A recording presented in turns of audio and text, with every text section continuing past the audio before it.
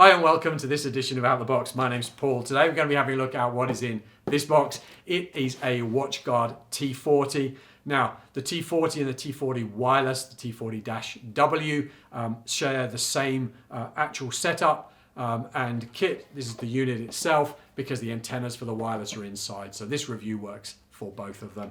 The idea here is not to give you a whole lot of technical information. It's just to show you what you get in the box and talk a little bit about what the unit can do. So you're going to get a get started guide. This is going to help you get into the web interface to start the configuration of the unit, or you can download the management software WSM and then manage the unit directly in its own custom software. You are going to get a power pack. On this side we've got our IEC in connector, and we've got our other connector, our 12-volt connector on this side.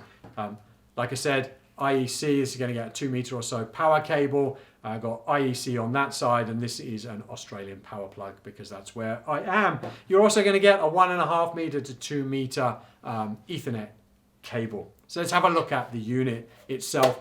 Made of plastic. Why? Because like I said, in the wireless model, you have the antennas inside it, so it makes it a little bit easier. Obviously, if it's inside a metal box, we aren't going to get it wireless outside of it. Over obviously this side, we've got our logo. We've got our failover light as our starting point that you can see here. Great if you can use this and you can afford to buy a secondary unit to run in HA. You only need to license one of them. They share the licenses between it. Here in Australia, it can take a good number of days for WatchGuard to send you a replacement unit if your primary fails. And so as a result, it's useful having it to fail over to your secondary, and you don't need to panic while the other unit is being replaced. You're then going to get a number of lights here. They're just going to indicate the status of the ports, what's happening, and whether it's got internet connection, and all the read writes that are happen on the lights over this side. The unit is side vented, so if you are going to put it in a rack, do make sure you've got a decent amount of airflow. On the bottom here, you've got 4 feet and 2 cutouts here if for some reason you felt you needed to mount that on the wall. Then the bit you're probably wanting to see is the back. Let me just hold that up so you can have a really good look at it. Over on this side here first, we have the console port. You can do a certain amount of remote management or out of bounds management with that if you've lost access to it, or maybe the password, those type of things.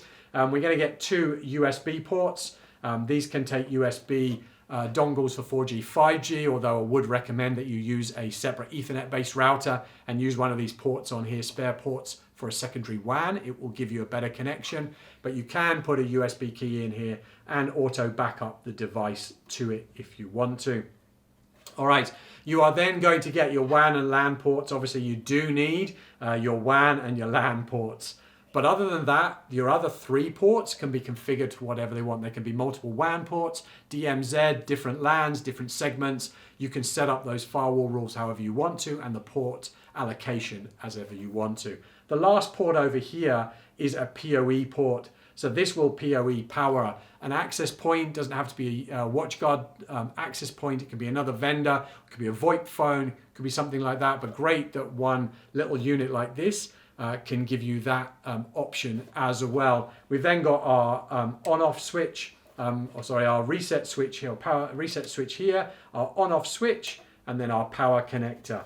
So like I said, this is the power connector here. If we plug it in, clips in, locks into place. Often we want to put this on a rack shelf. Obviously all the cables are going to be at the back. We want to see the lights. Sometimes pulling it forward, that's going to disconnect. Well, in this instance, it isn't. And we just pull it forward and out to disconnect it. So a fantastic little unit. Where would we put this? Probably for an internet connection less than about 200 to 250 megasecond. As soon as you turn all the security services on, you will see a performance drop. That's why we sit that probably at around about 200 megasecond, maybe for 25 users. But a fantastic unit. Like I said, this is the same as the wireless model. Do head on to our YouTube channel. We're going to say plenty more box openings on wireless networking and firewall devices. We've got some how-to guides on how to secure your network using a WatchGuard, how to configure it, and we've got some performance reviews of how these run on our 1 gig by 1 gig internet connection that we have here in the office. So hopefully that's been useful. My name's Paul.